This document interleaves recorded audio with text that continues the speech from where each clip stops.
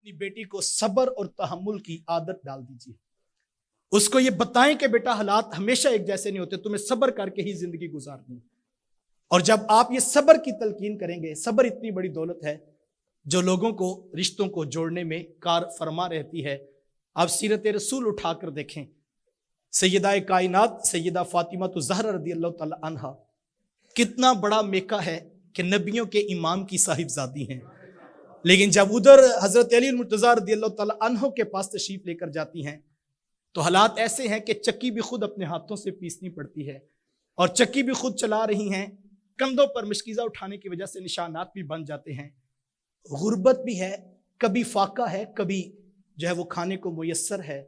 حضرت علی المرتضیٰ رضی اللہ عنہ مزدوری کر کے لا کر پھر آٹا پیسا جاتا ہے, گوندا جاتا ہے, پھر کھانا تیار ہوتا ہے, لیکن سیدہ کی زبان پہ کبھی شکوہ نہیں آتا.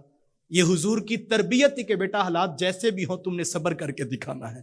اور جو مشن پر نظر تھی وہ سیدہ اس کے اوپر کھڑی تھی کہ حضور علیہ السلام کی جو دین کی دی ہوئی تربیت تھی اس کا نتیجہ تھا کہ گھر میں فاقہ بھی آیا ہے, گھر میں جو ہے وہ دکھ بھی آئے ہیں, گھر میں مصیبتیں بھی آئی ہیں, گھر میں پریشانیاں بھی آئی ہیں, لیکن جب کربلا کا میدان سجا تھا فاطمہ نے بیٹا پال کے امت کو دیا تھا.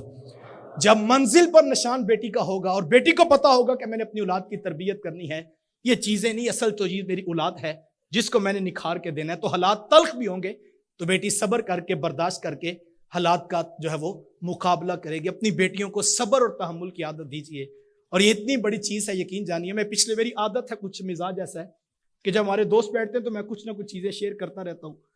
تو میں پچھلے دنوں ایک ہمارے پرانے دوست سے, ڈاکٹر صاحب, وہ دبئی چلے گئے, تو میں وہ ڈاکٹر صاحب سے ملاقات کی, تو ان کی بھی شادی ہوئی تھی. تو میں نے کہا ڈاکٹر صاحب بتائیں آپ کا تجربہ کیا ہے؟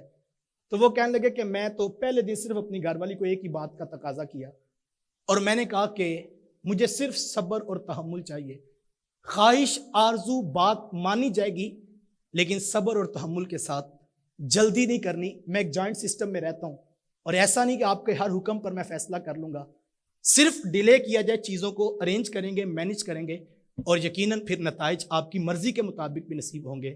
تو کہتے ہیں ایک نصیحت نے میری زندگی کو سکھی بنا دیا ہے کہ میری گھر والی کو پتہ لگ گیا جلدی نہیں کرنی. ہمارے ہاں تو مسئلہ یہ ہے کہ اگر سبزی 8 بجے آنی ہو تو وہ 9 بج جائیں, تمہارے گھر میں ایک قیامت صغریٰ بپا ہو جاتی ہے, اور ہم میں سے کوئی شخص برداشت کرنے کی پوزیشن میں نہیں ہوتا.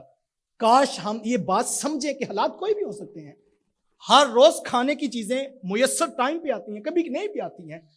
تو اگر تربیت تحمل والی ہے اور صبر طبیعت میں موجود ہے اور تحمل اور برداشت کی عادت ہے, تو پھر یہ چھوٹے چھوٹے مسائل کبھی کانوں تک بھی نہیں پہنچیں گے, اور زندگی میں حسن پیدا ہوگا.